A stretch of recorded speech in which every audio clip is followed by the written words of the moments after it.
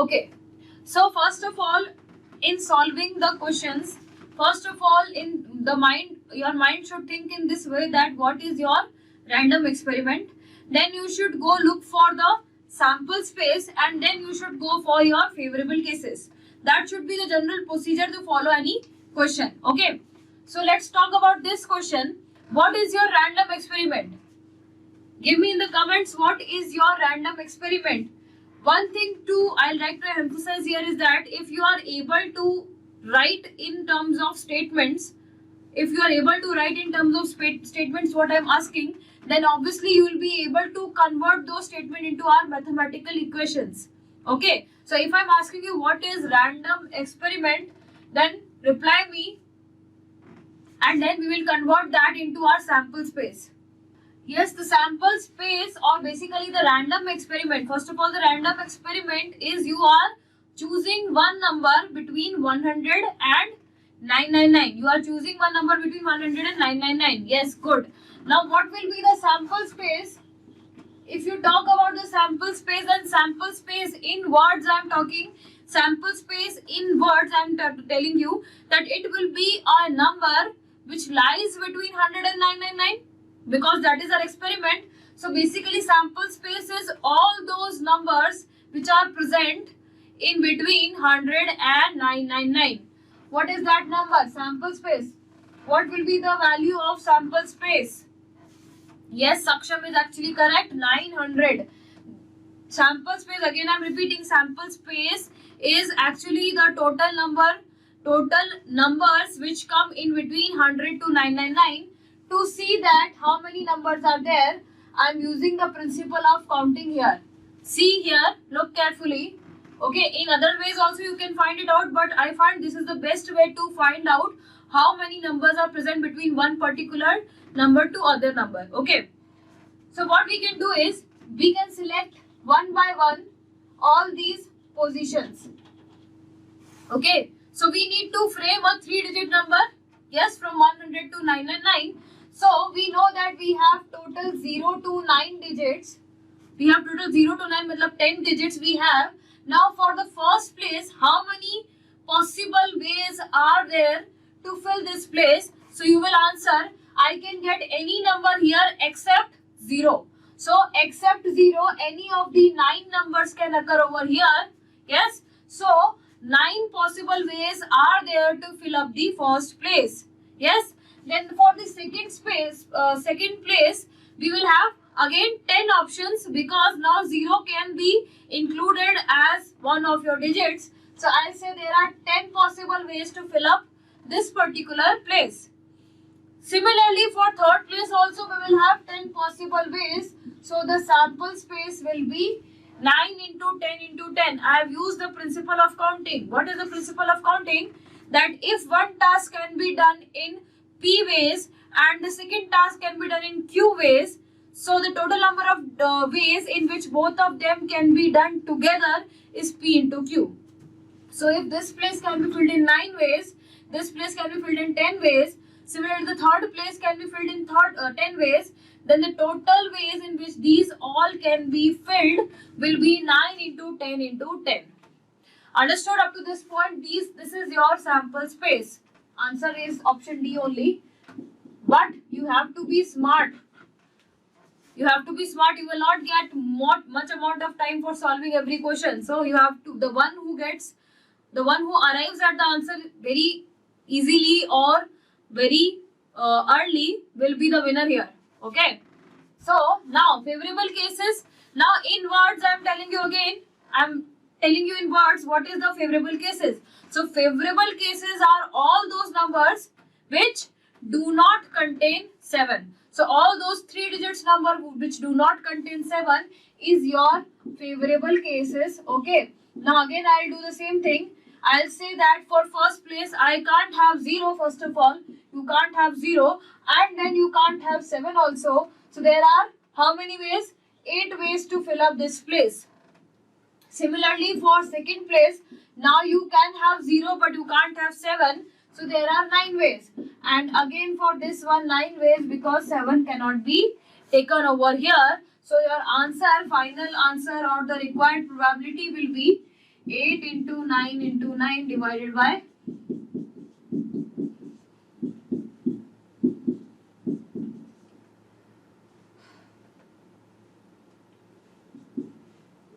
8 into 9 into 9. Have I written it correctly? Yes. So 18 by 25, option D. Everybody got it? So there can be many ways to solve a particular question, but the fastest one approach you should follow. Next question. So question is asking you about probability of consecutively picking 3 red balls without replacement from a box containing 5 red ball, 1 white ball. There is no replacement and you are picking 3 red balls.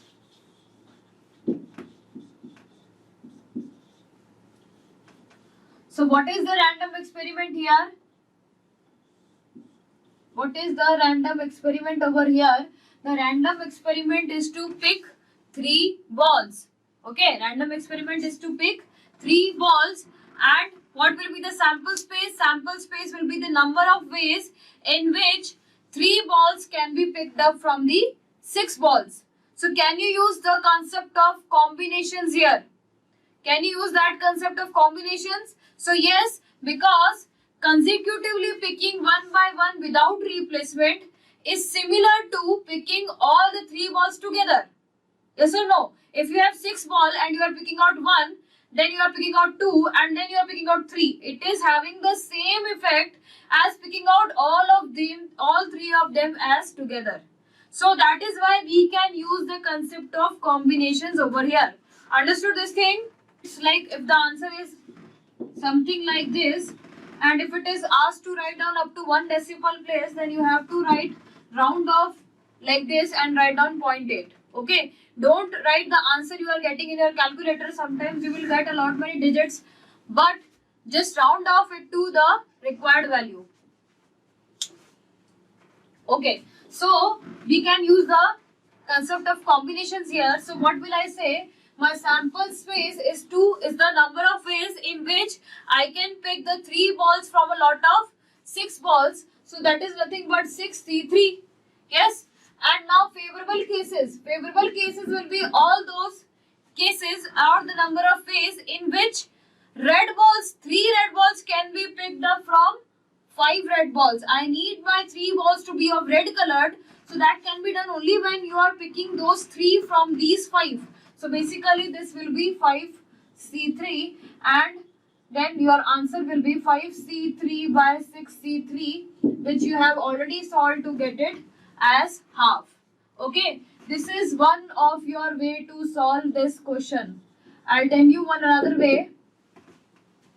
This is one of the way to solve your question by considering it to be the case of combinations, because consecutively picking without replacement is similar to the effect of picking all of them as together or selecting all of them as together.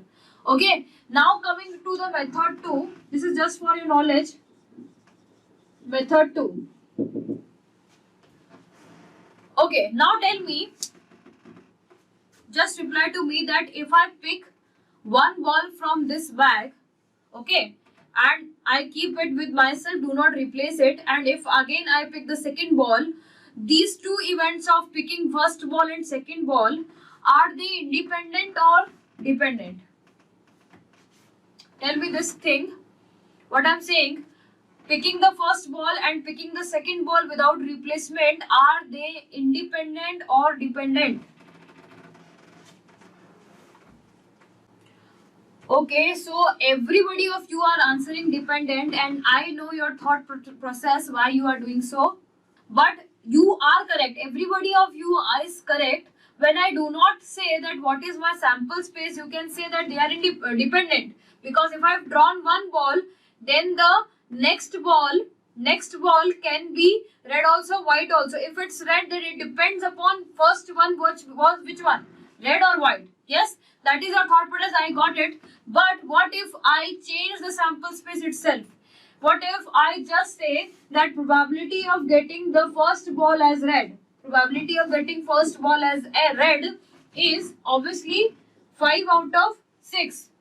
Yes. Now what if I change my sample space, which is actually happening because if because I have not replaced it. So if I consider the effect of changing the sample space, then it will be said to be as independent events, because we have told you that independent events is what, which are existing in different sample spaces. So for this one, the sample space for 6, if I consider the effect of the previous event and change my sample space accordingly, then I can consider them to be independent events. Did you got this or not? So that's why, because I have changed my sample space considering the effect of this event, so changing sample space means independency. So probability of getting second ball as red will now be, because I have taken out 1 as red already, so here it will be only 4, so 4 by 5. Similarly, probability of third ball being red is, now I have only total balls left is 4, and out of them 3 are red. Yes, so now I need them, this should happen together, like first ball should be red, second ball should be red, third ball should be red, means together means you know that this is nothing but intersection of all these probability. Yes, and because these are independent, so you know that for independent cases we just multiply the respective probabilities to get the intersection. So your answer will be 5 by 6 into 4 by 5 into 3 by 4, that is again half. So this is your method 2. So from now on, whenever some things are occurring together, means there is a AND condition, means this should occur and this should occur, then you should keep in mind that the respective probabilities will be multiplied.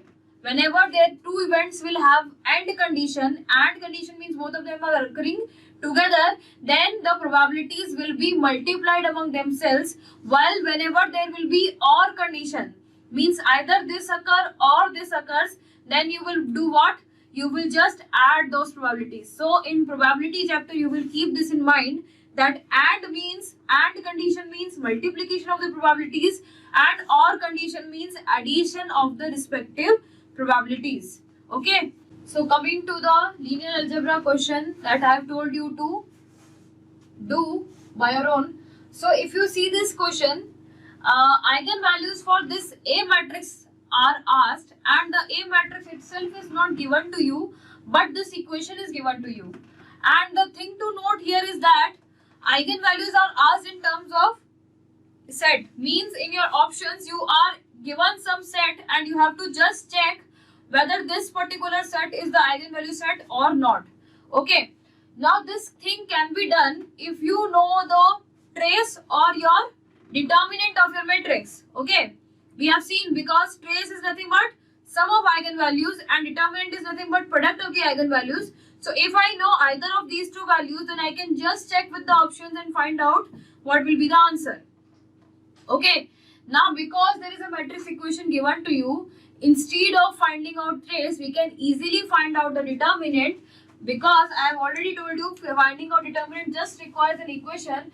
Just take the determinant on both the sides like this, and it will come out to be here determinant of A. Let's say this is the determinant del. Now what will be, if this is del, then what will be this equal to determinant? Then you must be able to see that it will be minus del. Minus del, why? Because you know that when you interchange two rows, then the determinant value remains the same, but the sign will interchange. So here in this matrix, there is only one interchange operation applied in both the matrices. So if it's del here, then it will be minus del here. Okay, so from here you are getting determinant of A should be -1. Now just check which set product is giving you -1. So obviously B and D are not your answer, because product will give you 0. Determinant is not 0, so B and D are not your answer. And if you check option C is 1 into 1 into -1 is giving you -1. That's why it's the answer. Yes, Saksham, very good. Understood?